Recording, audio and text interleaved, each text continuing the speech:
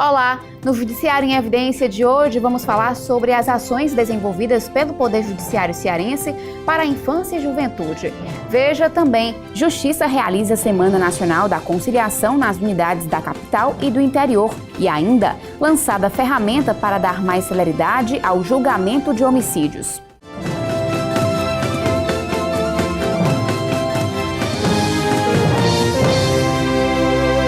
Realizada de 21 a 25 de novembro em todo o país, a Semana Nacional da Conciliação mobilizou as unidades judiciárias da capital e do interior do Ceará. Foram agendadas mais de 13 mil audiências de conciliação em todo o Ceará, sendo 3.269 em Fortaleza e 10.063 nas unidades judiciárias do interior. Fábio Araújo, técnico em segurança eletrônica, foi um dos beneficiados com a mobilização. Ele sofreu um acidente de moto em 2010 e agora conseguiu entrar em acordo com a seguradora que administra o DPVAT para receber indenização. Agora eu estou satisfeito. Eu já estava esperando isso há muito tempo, né? Aí esse valor que eu vou receber agora veio bem a calhar. No Ceará, o supervisor do NUPEMEC, Núcleo Permanente de Métodos Consensuais de Solução de Conflitos, desembargador Gleidson Pontes, é responsável pela Semana da Conciliação. Segundo ele, a pacificação social e a redução do número de processos em tramitação são os principais objetivos da mobilização. O magistrado considera esse período do ano favorável ao diálogo, mas acrescenta que é possível buscar um acordo em qualquer época. Essa possibilidade ela existe a todo momento. O processo, até sentenciado, pode ser objeto de transação. Então, as partes precisam ter noção, conversar com seus advogados, discutirem uma proposta com a outra parte e trazer ao judiciário essa intenção que será homologada pelo juiz, findando o processo também pela mediação ou conciliação.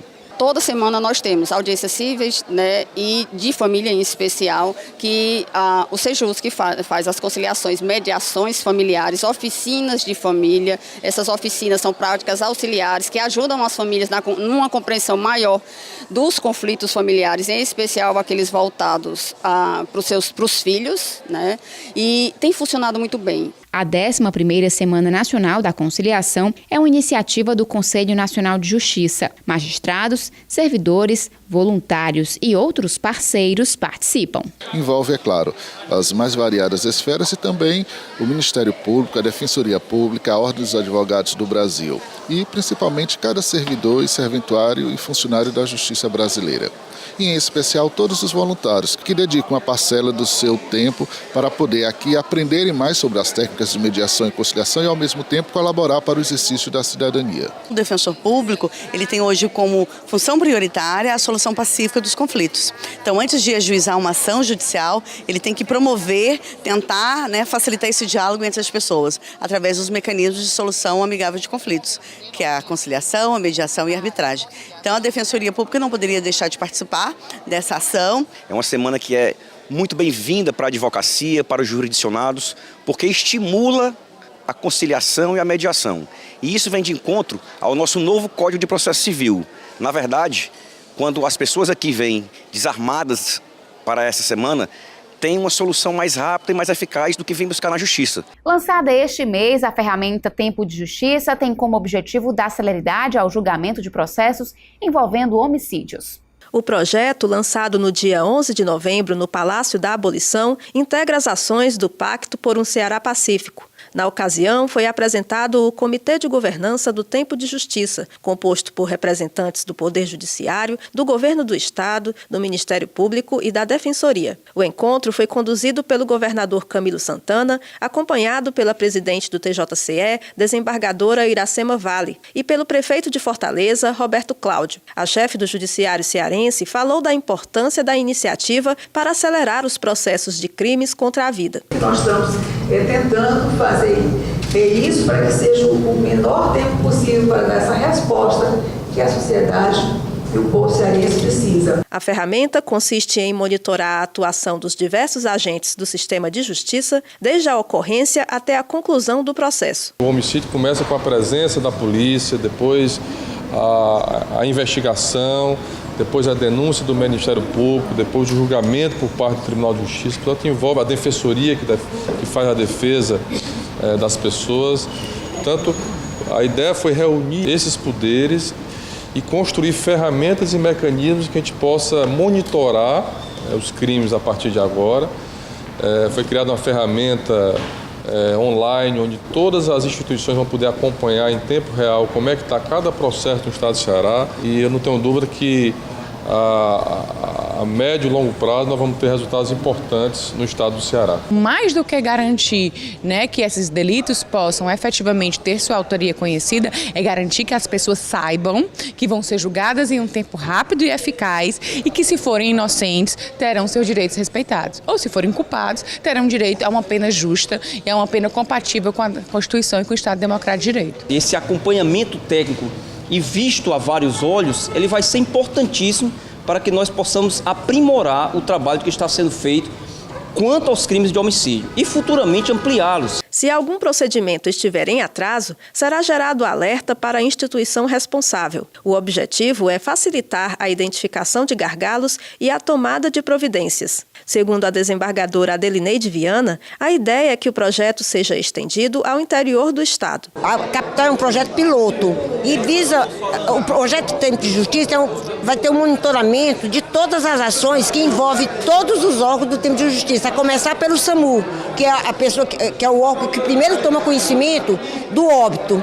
Aí vem a PFOS, depois vem a polícia que toma conhecimento do fato, a investigação feita pela Polícia Civil, o órgão do Ministério Público, até chegar ao Judiciário. Ainda dentro das ações do Ceará Pacífico para reduzir os índices de violência, o TJCE e o governo firmaram parceria no dia 9 de novembro para a instalação do NAI, Núcleo de Atendimento Integrado ao Adolescente. Na ocasião, a desembargadora Iracema Vale assinou protocolo de cooperação para garantir maior atuação voltada ao adolescente em conflito com a lei. O juiz Manuel Clístenes, titular da 5ª Vara da Infância e Juventude, também representou o Judiciário. Ele acredita que o NAI vai permitir um cenário mais humanizado e eficiente. Não é tratando de forma desumana essas pessoas que porventura cometem algum erro, algum deslize na sua vida, que a gente vá conseguir melhorar alguma coisa. Não. A gente vai melhorar, a gente vai progredir, a gente vai conseguir bons resultados na hora que a gente começar a conseguir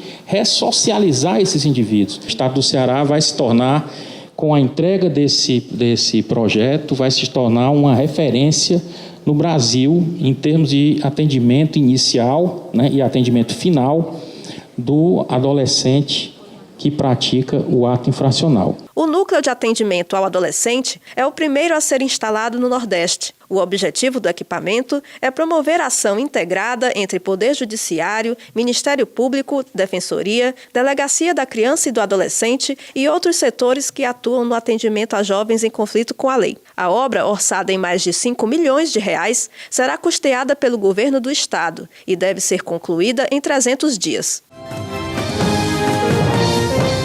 O TJCE firmou acordo de cooperação com o Governo do Estado, a Prefeitura de Fortaleza e o Hospital Universitário Walter Cantídio para a instalação do NAT, Núcleo de Apoio Técnico. O objetivo do núcleo é auxiliar magistrados no julgamento de processos relativos à saúde. A assinatura ocorreu no dia 11 de novembro no Palácio da Abolição. O acordo permite a disponibilização de profissionais da área de saúde, do Estado, do município e da União. Eles vão fornecer pareceres técnicos para auxiliar o juiz no julgamento de processos relativos a fornecimento de medicamentos, realização de exames e tratamentos médicos. Por ser uma missão institucional do Walter Cantídio, pela formação, pelos corpo clínico, médico, farmacêutico que nós temos, acho que essa matéria ela deve ser tratada de uma forma conjunta, como vem sendo feito, bem articulada, e a nossa expectativa é realmente atender a todas as demandas que porventura surjam em decorrência desse termo de cooperação. Inicialmente serão atendidas as demandas da capital e gradativamente o serviço será estendido para outras comarcas do estado. A juíza Elga Medved, titular do 22º Juizado Especial de Fortaleza, será a supervisora dos trabalhos. Ela explica que o acordo atende à recomendação do Conselho Nacional de Justiça e tem como objetivo dar maior eficiência às decisões judiciais envolvendo a questão. os parceiros, que é o governo do estado, o governo municipal e o hospital universitário, vão fornecer médicos e farmacêuticos para que, quando o juiz tem uma dúvida relacionada ao processo, ele, através do correio eletrônico, ele faz essa indagação e essa resposta, né, dessa indagação ela é fornecida em 5 dias. Então, o juiz, nessa decisão judicial, ela vai se tornar uma decisão mais técnica, mais aprimorada, né, vendo a eficácia, a acurácia dessa medicação e, de certa forma, e de uma forma bem direta, favorecendo a população cearense. No próximo bloco, vamos falar sobre as ações promovidas pela Coordenadoria da Infância e Juventude e pela Comissão Estadual Judiciária de Adoção Internacional. Voltamos já. O Poder Judiciário cearense trabalha a questão da criança e do adolescente por meio de 2 órgãos: a CIJ, Coordenadoria da Infância e Juventude, e a SEJAI, Comissão Estadual Judiciária de Adoção Internacional. O primeiro trata da situação de jovens em conflito com a lei e medidas socioeducativas. O segundo envolve as ações de adoção e instituições de acolhimento. Para falar do esforço do Tribunal de Justiça nessas áreas, eu converso com a desembargadora Vilalba Lopes, que está à frente da CIJ e da SEJAI. Seja bem-vinda. Obrigada. Desembargadora, a CIJ já realizou visitas aos centros socioeducativos e reuniões com demais órgãos envolvidos no sistema. Que outras ações a coordenadoria vem promovendo relacionadas a jovens em conflito com a lei? Há um sistema de justiça com a competência, né, de trabalhar a infância e juventude.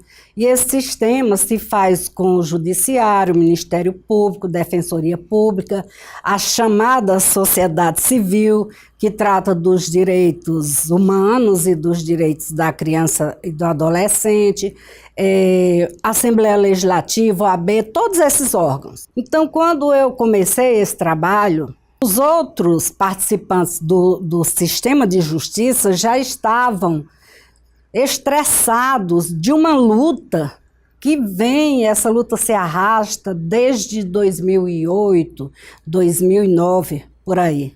Os centros deixaram de ter a natureza de socioeducação para os menores que cometem ato infracional e cumprem medidas socioeducativas.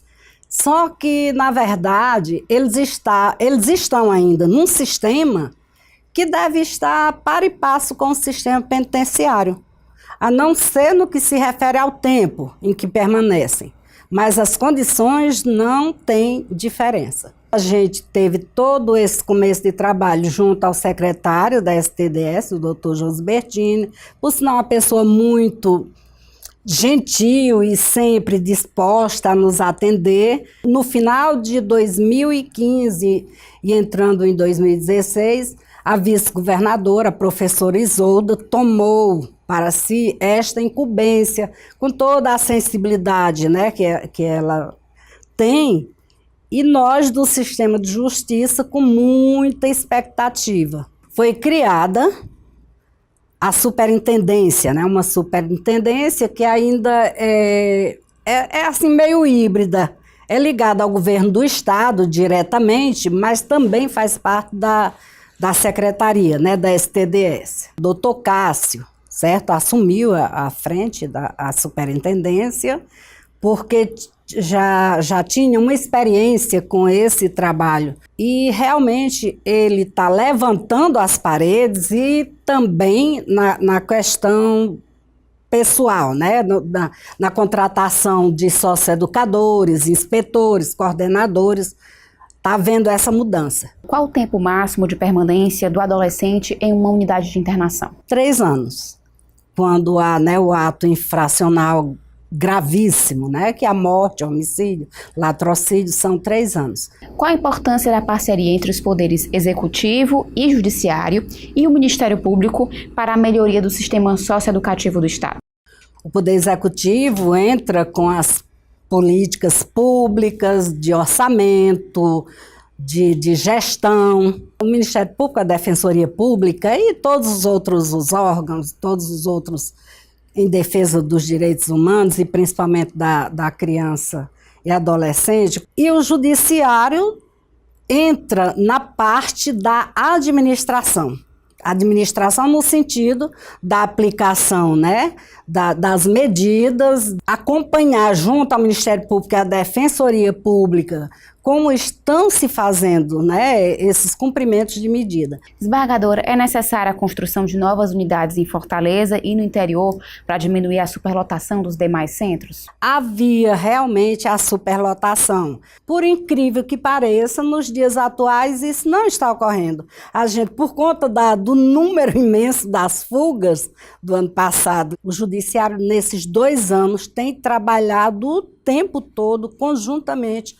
com o Executivo para dar uma melhor condição aos centros, os centros socioeducativos. Quanto à construção, né, de novos centros, como você falou, eu acho que está sendo finalizado 2 centros, um em Sobral e outro em Juazeiro. Resolve, né, o problema do interior, assim, vamos dizer, são cidades, né, que têm uma regionalização grande de cidades menores e acolhem, né, vão acolher esses adolescentes. A senhora acha que a redução da maioridade penal é a solução para coibir a incidência de atos infracionais? Não. Essa discussão política da maioridade, né, penal é pura demagogia. Essa não é a questão. A questão é trabalhar as famílias, é trabalhar a condição, manter as crianças na escola, ter o mínimo básico, educação, alimentação mesmo. Porque quando são recolhidos pelo tráfico, né, quando eles são trazidos, é uma questão de sobrevivência mesmo. Existem experiências bem-sucedidas em outros estados que possam servir de exemplo quando se trata de jovens em conflito com a lei? O Rio Grande do Norte chegou ao caos total, literal. Né, situação muito pior, né, que a nossa. Uma fundação, né, tomou conta da questão da criança e do adolescente e hoje está, sabe, assim, mostrando resultados extraordinários, mas exatamente com educação, com ocupação, com disciplina, com tratamento. O tratamento que é dispensado é o devido. Eu estou lidando com seres humanos em desenvolvimento, né? Então, o Rio Grande do Norte hoje é um referencial, né, de uns 2 anos para cá. Minas Gerais, que fez também um trabalho, né, extraordinário, e é o que a gente espera que o Ceará faça, né? O Judiciário em Evidência faz um breve intervalo e daqui a pouco volta para falar sobre as ações da SEJAI, Comissão Estadual Judiciária de Adoção Internacional. Decadência, caducidade de um direito quando o titular deixa de exercê-lo dentro do prazo legal. Estamos de volta. O assunto da entrevista são as ações do Poder Judiciário voltadas à infância e juventude. Nossa entrevistada é a desembargadora Vilauba Lopes. Desembargadora, qual o papel da SEJAI no procedimento de adoção? A SEJAI, por conta da adoção internacional, que praticamente não há hoje. A gente trata muito mais das adoções nacionais, né? Aquelas crianças que já estão cometendo seus atos infracionais, a gente quer que elas não retornem, né, a isto. E essas outras a gente quer tirar desta perspectiva. São as crianças que estão em acolhimentos institucionais para adoções. São crianças que foram deixadas em algum lugar, tem adolescentes de 18 até 20 anos ainda dentro das instituições de acolhimento, que eles mesmos buscaram esses acolhimentos. Dada a vida tão miserável familiar, o judiciário se encarrega de ficar procurando a chamada família extensiva, né? E a gente sai buscando avô, tio e padrinho e não chega a lugar nenhum. A criança tem que ficar no acolhimento. Durante o último encontro do Sistema de Justiça para a Criança e o Adolescente, o TJCE apresentou o provimento que traz orientações sobre a aplicação do Cadastro Nacional de Adoção. Que orientações são essas? No interior, a pessoa que tem aquela vontade de dar o filho em adoção, muitas garotas, né, que engravidaram, não tem condição de cuidar de seus filhos, a família não quer, então já sabe a quem vai dar. Outras pessoas são aquelas que pagam, fica aguardando o nascimento daquela criança, já aquela criança se tornou um objeto, certo? Você não passa por nenhum trâmite, né, e já estou adotando ou registrando. Quando tem uma pessoa que está há 3 anos, 2 anos, né, no cadastro, aguardando, né, essa possibilidade, essa pessoa está sendo lesada, porque o outro se antecipou. Então, a gente teve que trabalhar essa questão do cadastro, do respeito ao cadastro. Todas as comarcas no interior se mandou folders e cartilhas para ser botada nos locais de maior circulação de pessoas, dando conhecimento do cadastro nacional. Então, se eu tenho interesse em adotar, eu tenho que me inscrever. Porque quando eu me inscrevo no Cadastro Nacional de Adoções, tem um estudo psicológico, tem a destituição do poder familiar, Ministério Público participa, juiz participa, defensor público participa, advogado, todo mundo participa desse processo. Quando essa criança realmente está apta a ser adotada, você passou por tudo isso. Não se pode dar uma criança como se fosse um objeto sem ter que passar por todas essas fases. Por que o acolhimento prolongado é prejudicial para a formação das crianças e dos adolescentes que vivem em instituições de acolhimento? As pessoas que querem adotar, elas na maioria querem meninas, né? Querem meninas de até, no máximo, né, 3 anos, de cor clara, saudáveis. Então, é uma escolha, né, muito específica.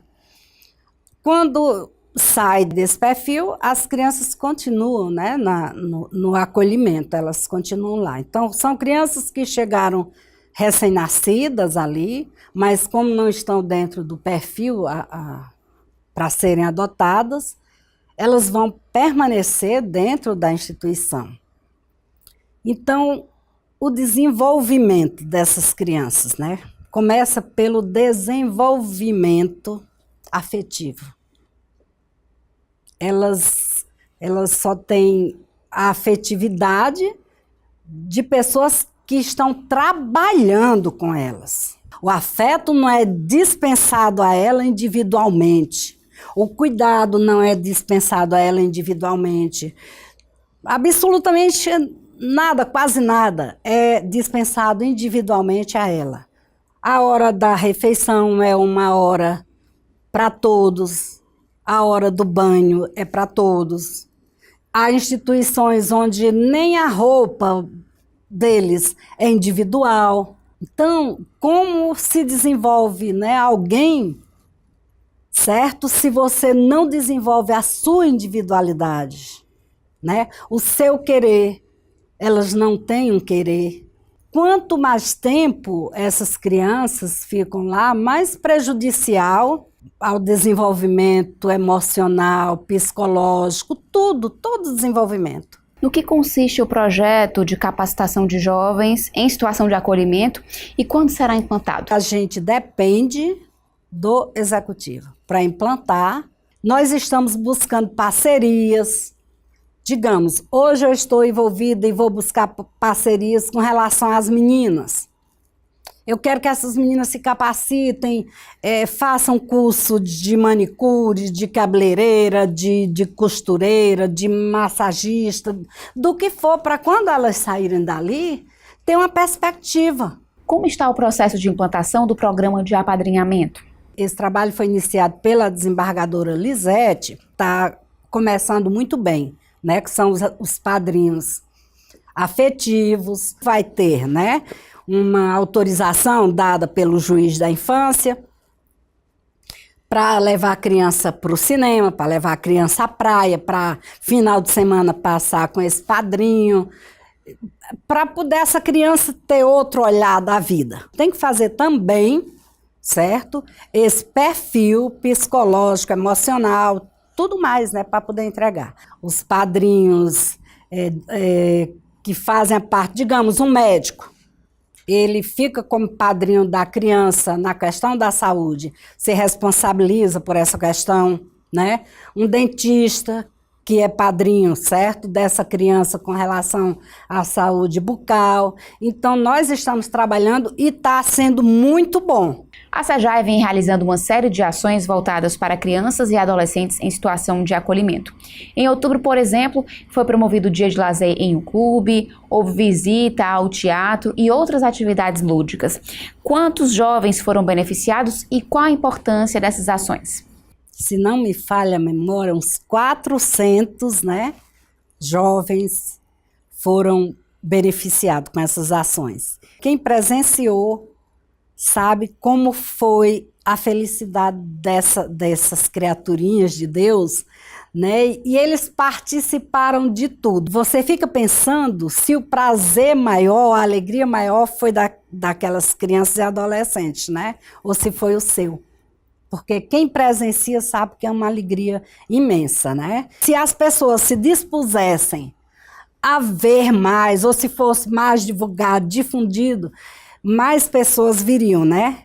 Eles eram muito mais vistos, eles iam ter muito mais alegria, porque se você chega dentro de um acolhimento desse, o olhinho, ele corre para cima de você, né, tia, e beija você, minha tia, e isso e aquilo, faz aquela festa. Então, era uma forma da gente exercitar, né, a questão afetiva deles. Já vamos começar todo o trabalho para o Natal e assim nós vamos fazendo essas datas específicas de Dia das Mães, nós vamos ser mães. O que tiver que ser feito para eles, né, nós vamos nos envolver e fazer. Eu conversei com a desembargadora Vilalba Lopes. Muito obrigada pela entrevista. Obrigada. O Judiciário em Evidência fica por aqui. Quer saber mais notícias sobre o Poder Judiciário? Então acesse o nosso site www.tjce.jus.br ou Facebook TJC Oficial. Obrigada pela companhia. A gente volta a se encontrar na semana que vem.